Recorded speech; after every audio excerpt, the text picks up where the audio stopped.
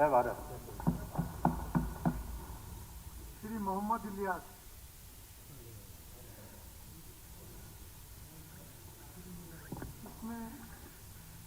अध्यक्ष महोदय, आपका बहुत बहुत शुक्रिया। आपने मुझे अभिभाषण पर जो है वो गवर्नर साहब के अभिभाषण पर बोलने का मौका दिया।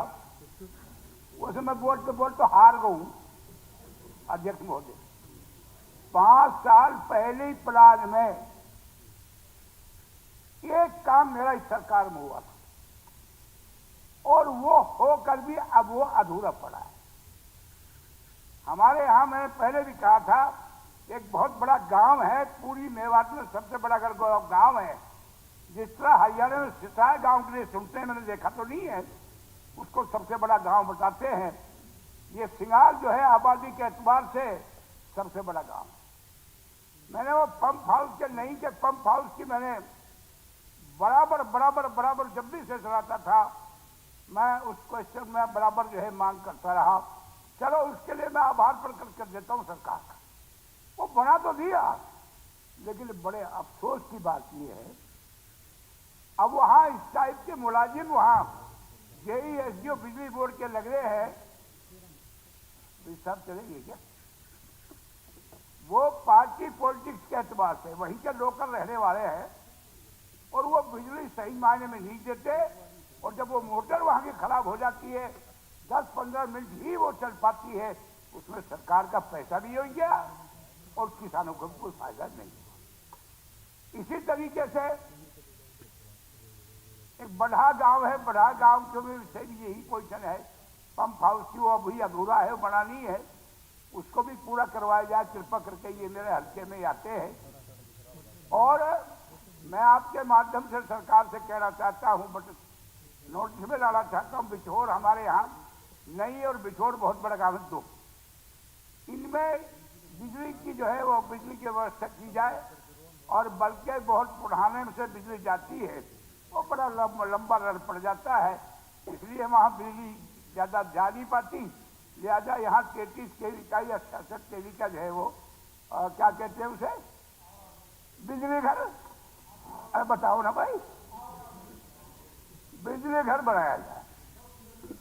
आज सब स्टेशन बना दो, स्टेशन बना दो, कुछ तो बनाओ पवार साहब।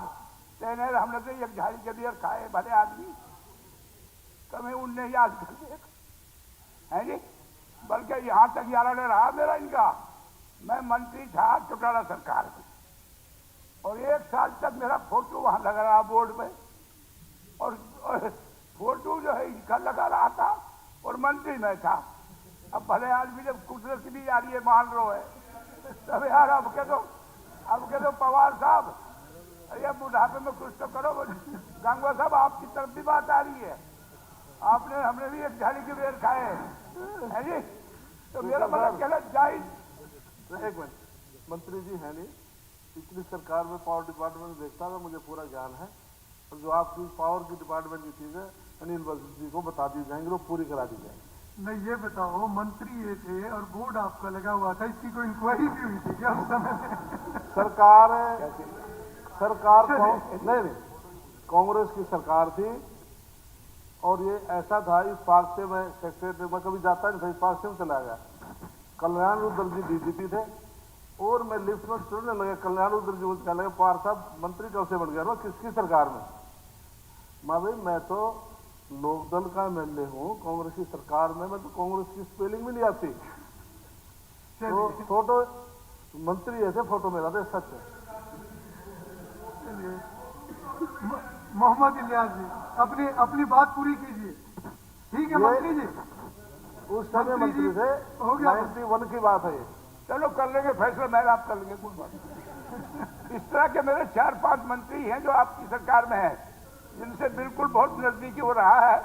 मंत्री जी मुस्का कर ये बता रहे हाँ सही बात है, आदरणीय नरवीर सिंह जी मेरे छोटे भाई है उनसे तो इस तरह बड़े जायज बात के लिए।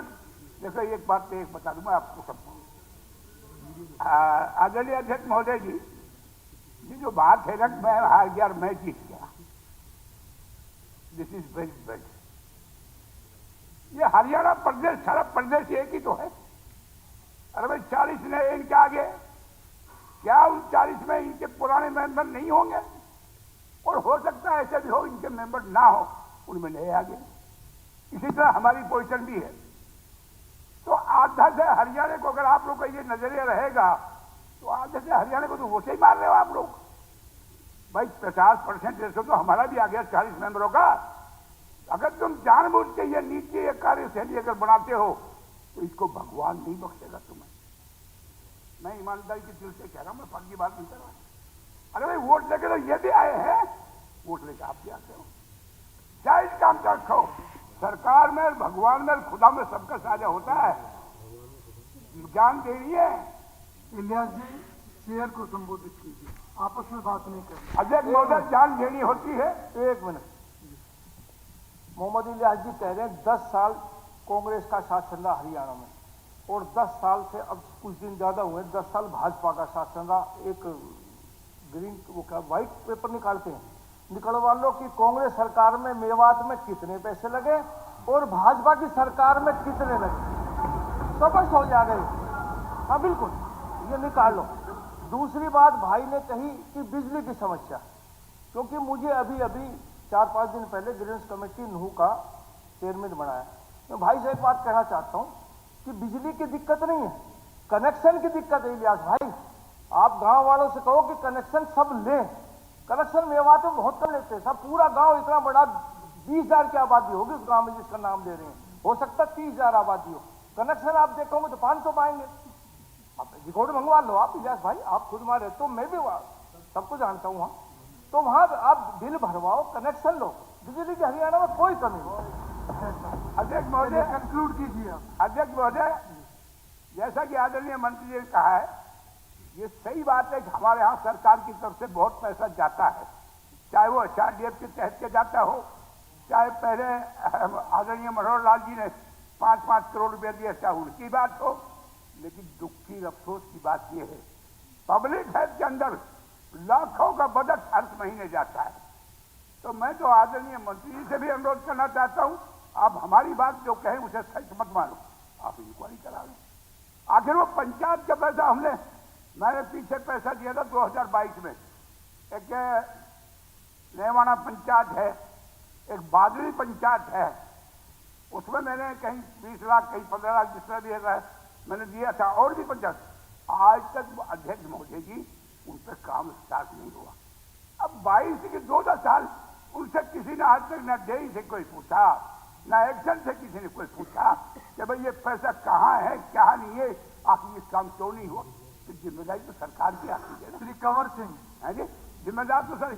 1 मिनट और लेना चाहूंगा। मेरा एक हमारे यहाँ पिनंगुआ से और बड़कली से रोड जाती है होटल के लिए, और उसका बाकायदा हम हर स्टेशन में उठाते रहे हैं। ठीक है, आप लिख के दे दीजिए। ये अगर तो उसको भी जो है वो डबल किया जाए, दोबारा लिख के आप ताकि दे दो, वहाँ रिकॉर्ड में आ लोगों को जाएगा। आसानी हो सके। रिकॉर्ड में आ जाएगा एक आपका। असेंबली की बात और बताऊँ आपको, आप लिख के दे दीजिए। याद सुन लीजिए, ज्यादा क्या अध्यक्ष मोदी सुन लीजिए। बड़कली यहाँ नहू से भी 25 किलोमीटर, बड़कली पुढ़ाने से भी 28 किलोमीटर, बड़कली फिरोजपुर जैसे भी गए। बड़े अफसोस की बात है अध्यक्ष महोदय जी, हमारे लिए वहां बस स्टैंड नहीं है।